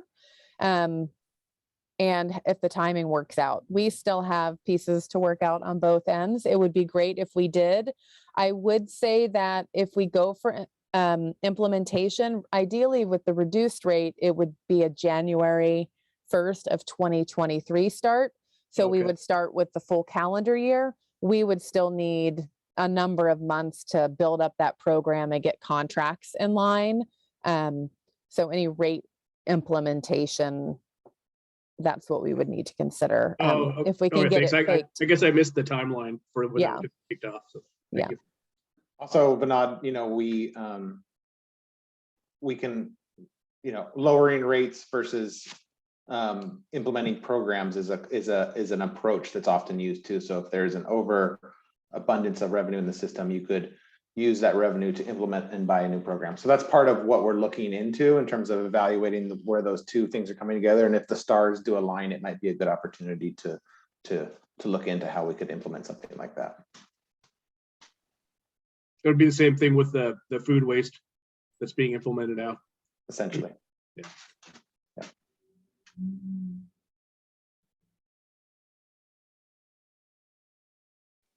So do you see Jacob's hand up again, Chair Foote? If you, oh, you're muted. You can't tell. I forgot Jacob at the last minute there. I remember that he was out there. So have you opened him up? There we go. He's there. So go ahead, Jacob. Thank you, Ken. I'm back again. Hi, everybody. Just a couple items. Ken, you piqued my interest in ROR versus ROI. And Thomas, you said that it's the standard, these are your words, it's the standard across for this industry. Just because something is the standard doesn't mean it's the only way to do it. And we you as a body and shouldn't look at another method of calculation. I'm not saying to wholesale scrap ROR over ROI. I'm just saying explore other options. I did have a question for Aaron. I'll just go to my questions. When you're looking at what the documents, the financials that are provided to you from large carriers, is it broken down on a national versus local level? And I had some questions about that. And then also the 10% that's comes from what we pay from the carrier back into the county goes into the general fund, of which funds are used to pay for solid waste and recycling. What is the difference in annually of what is paid by the carriers back into the general fund and then what the solid waste and recycling actually draws on? And could that difference be used to fund programs? Food waste pickup for residential, non-commercial consumers. Could it be used to fund programs for reduced rates or just drop the rate? And then also, just the last question was, on the rate sheet, it breaks down the what is covered under urban customer services, up to 1 cart for this and a glass bin. When do we talk about that? I had a suggestion for that. Is that not this meeting or is that a different meeting?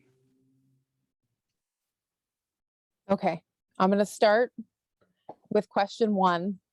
All right.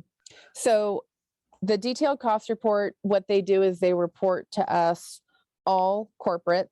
So they give us all their financials in one category, and then they report the unincorporated area. So there's allocations. Sometimes, as I talked about, indirect or direct expenses, those direct expenses, they can tie directly to unincorporated Washington County. With indirect expenses, there's an allocation method that goes along with that. And it typically is going to be tied to their customer counts for that specific line of service. So I hope that helps. But yes, we'll look at the entire company financial, and then we look at what's actually allocated for costs and revenues to the county. And for the corporate large companies like the waste managements, we're not talking about like Waste Management Global. We're talking about like the district cost center that the service is being provided out of. So it's not like we're reviewing the books for Waste Management's corporate business. Yeah, it's for that local subsidiary. So actually Waste Management has 3 certificates in our certificate area, and they submit 3 separate detailed cost reports to us. So we're actually looking at those 3 independent of each other for those service areas. Sure. So the waste management that took over for Aloha garbage is considered a wholly owned subsidiary of Waste Management Corporate? Yes. Correct. I just have just my concerns with Waste Management National literally bragging on an earnings call about their close to 18% increase in revenues, and I don't see that trickling down to my local. Trust me, if you were paying the guy who operates the truck, if he got a 17.83% raise, I'm sure he'd be happy. But I'm just saying, I just see the national, and there was some waste with the conversion. For example, in Aloha, they picked up all of our cans because they said Aloha garbage, and we got new Waste Management cans. We didn't need new plastic cans. The plastic still worked. That was waste, and I just don't want to support a wasteful company that would do that on purpose. And again, but that's neither here nor there. But thank you for explaining that. You look at the local business only. And Jacob, if we based our rates on the performance of Waste Management with their large corporate structure and what have you, you'd put about half the haulers out of business. They just couldn't compete at that level. Waste Management, the whole system, the way it is set up to protect small companies, means that the large, really efficient ones do see what, from an investor standpoint, is an egregiously high return. There's no way around it. What was your second question, Jacob? Oh, well, I had 3%, the franchise fee. So right, what the difference is between what's left over and what the funds allocated for solid waste and recycling, and what that difference is annually, who tracks it, and then if that money could then be used to fund other programs. Yeah, so we collect, the county is paid 3% on the gross receipts, and that's done quarterly. So we track those payments on a quarterly basis. And then that actually goes directly into the solid waste and recycling division's budget. So my salary comes out of that fund. We have programs such as our code enforcement arm that comes out of those fees. Anything in excess, because we actually work off some metro funding that ties to different programs, does go into the county's general fund at this point in time. So there is some slush that's above and beyond that can be used for other programs in the county that aren't directly tied to solid waste and recycling. And real specific numbers, because we just went through the budget. Solid waste and recycling division generated about $3.13 million in revenue this year.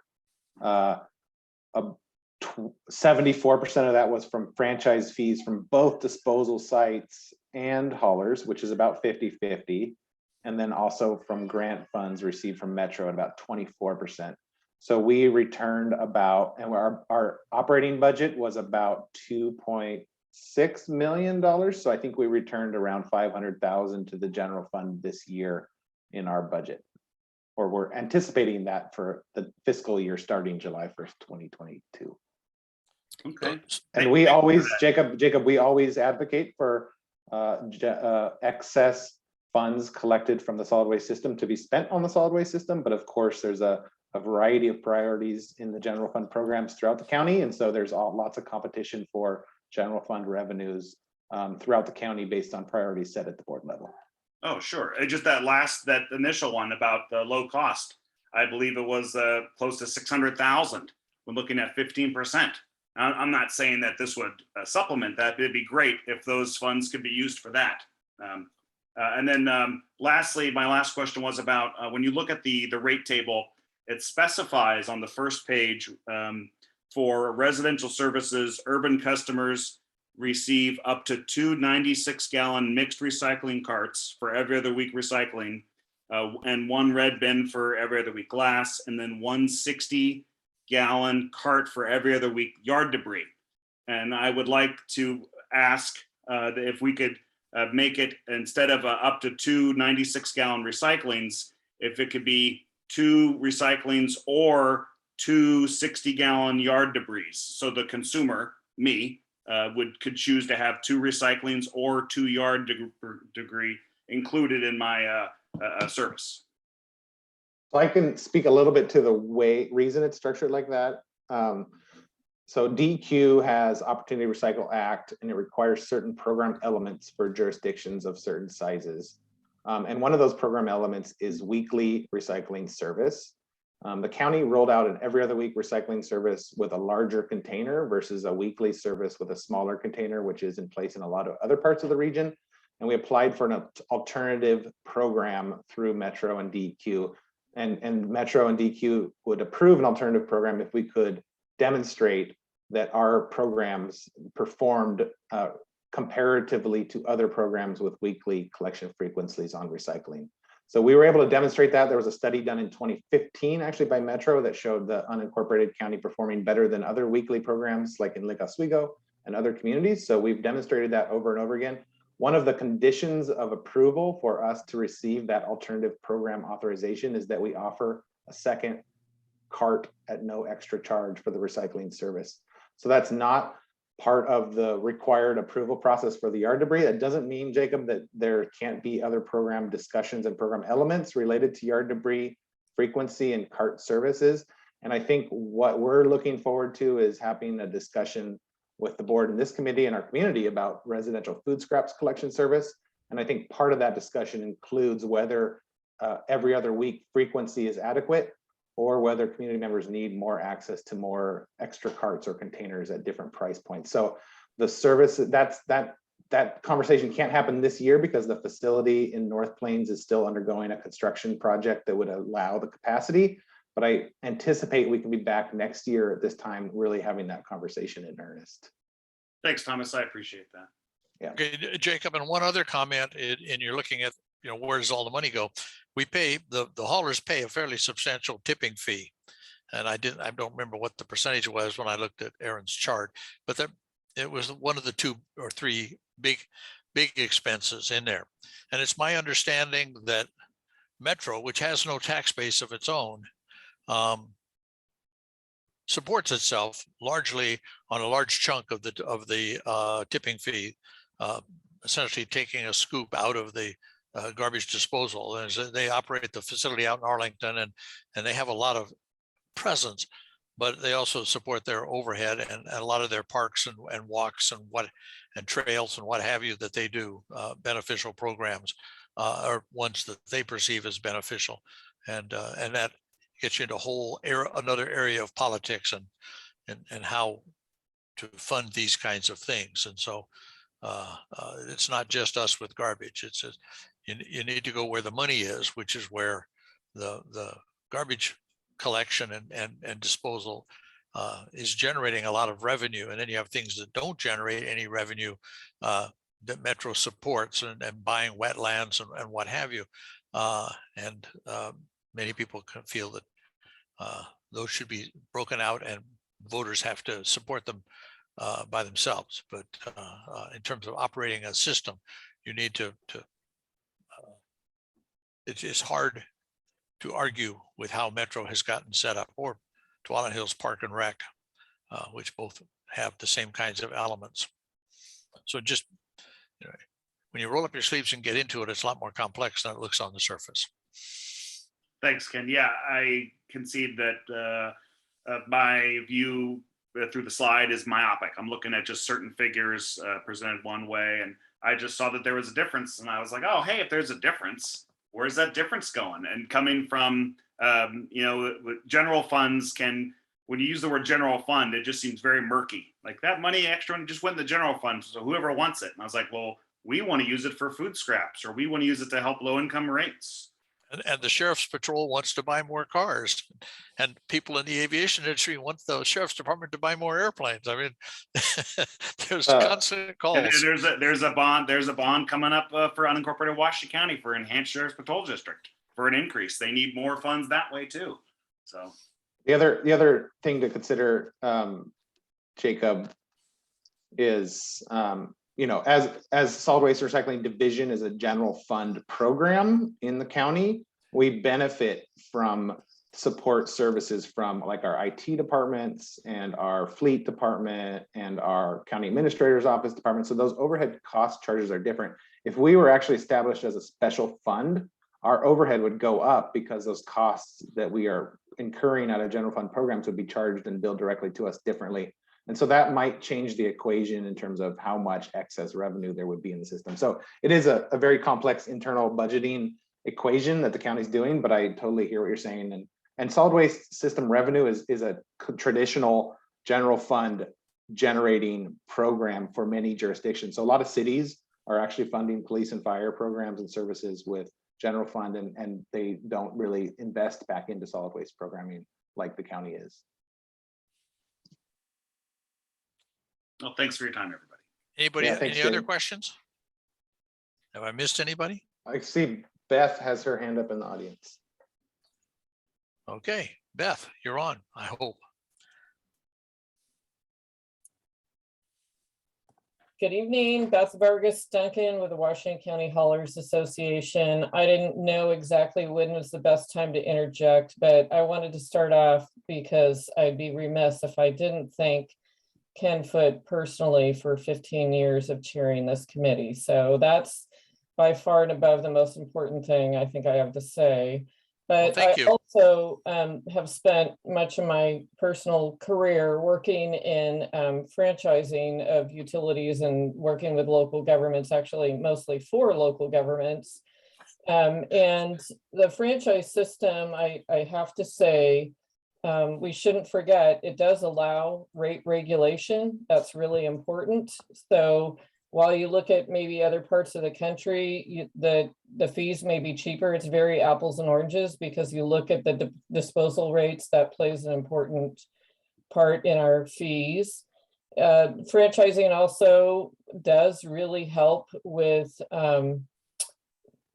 having more diverse providers in your area and supports having the small haulers. And I've heard waste management staff say more than once, they do a better job when they have competition rather than just having one large hauler to provide in your area. So just wanted to note that. And also the haulers do provide very good living wage jobs. And so when you look at garbage truck and recycling drivers in the metro area that make, you know, $55,000, $60,000 a year to start with full, you know, with benefits, those are living wage jobs, and they really do help support the Metro's regional waste plan values that this committee has heard a lot about previously.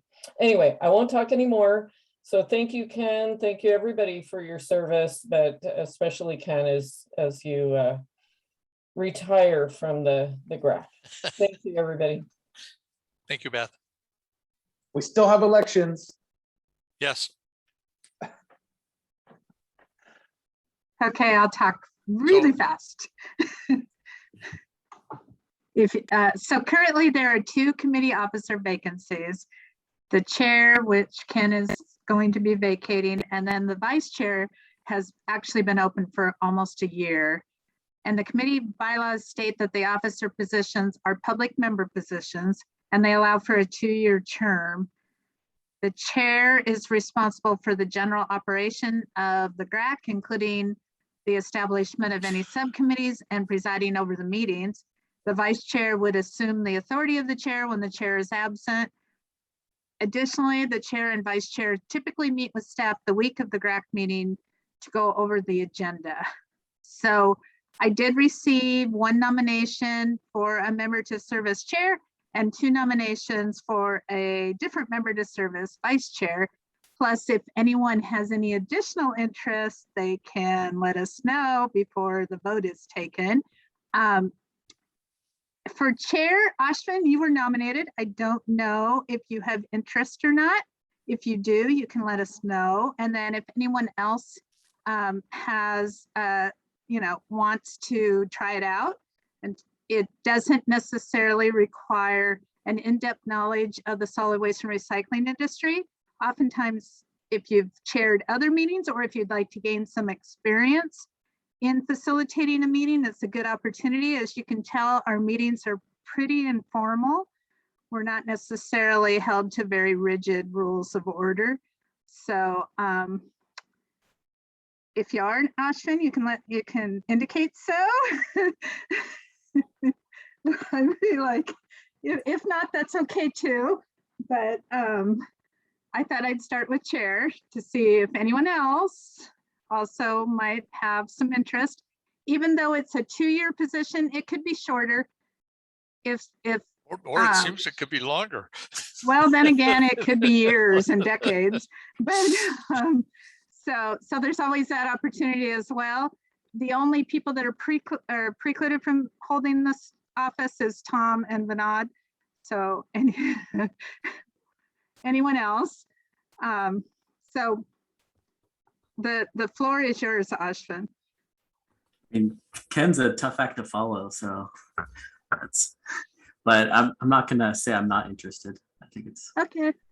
Is anyone else interested?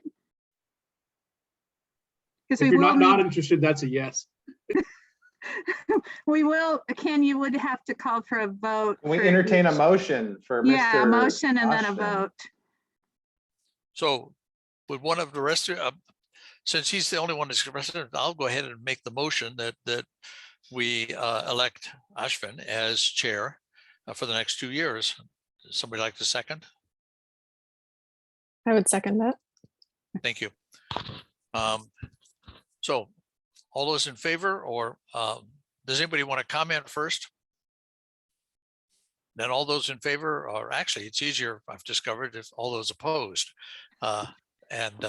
Does anybody want to vote no? Thank you. Then Thank you, congratulations, Ashvin. You get to take this on. Congrats. And I want to say, anytime you have a question, that something comes up that you have more question about, feel free to give me a call anytime. And I'll tell you, oh, that came up 8 years ago, and here's how we dealt with it then. We will offer, staff will offer a lot of support, so much appreciated. For the vice chair position, Sandra was nominated.